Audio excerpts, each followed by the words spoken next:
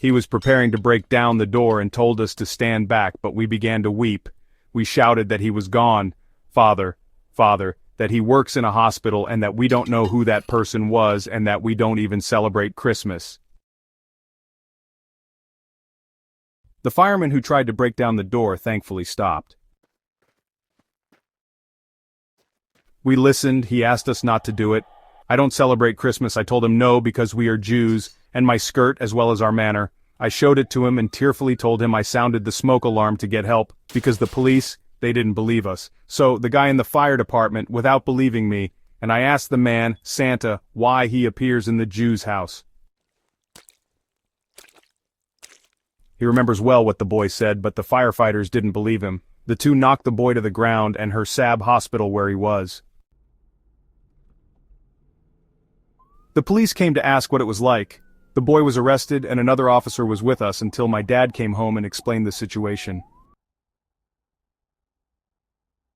My father was angry with us because of our spoiled mother and was generally asleep. He smiled at me and said hello. I answered well and asked him if he was the IRB host. He replied he runs the place with his brother Sarah. I asked him his name and he said Tom. Tom said he lives down the road with my wife. I thanked him if he and I needed anything and he went. I was pleased, he knew my girlfriend. He didn't come to the door because I was with Charlotte, but perhaps his brother. If he told him about us, I had a conversation with Mike the host. It was my girlfriend and I wanted to do something festive. It was snowing, we increased the temperature of the house. We started cooking the dinner we bought, which was chicken, salt, broccoli, potatoes, bread. This bag was beautiful. It was Christmas Eve and the air was filled with a sense of magic and anticipation. The snow was gently falling outside, blanketing the world in a serene white.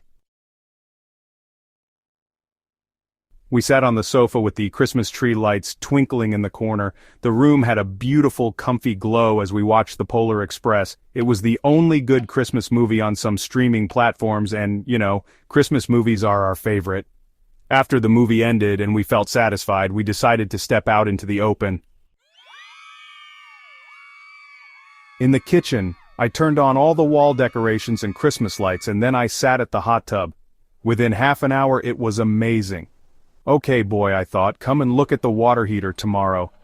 We slept after a night bath, but we woke up to an aggressive knock at the front door. Charlotte was shaking me in fear. I said I would go see who it was, but she asked me to stay in bed, silently. In fact, I was glad. She said she didn't need to know anything about who was at the door all night.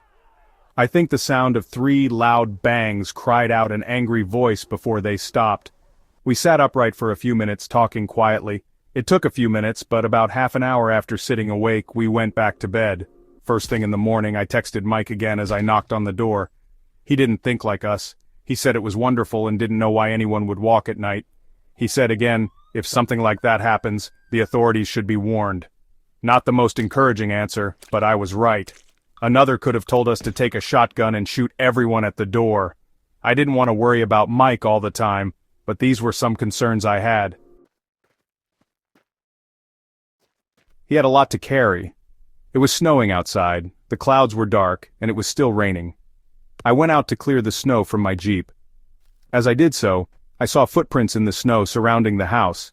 I remembered the packaging from the night before and wondered if it was from the man.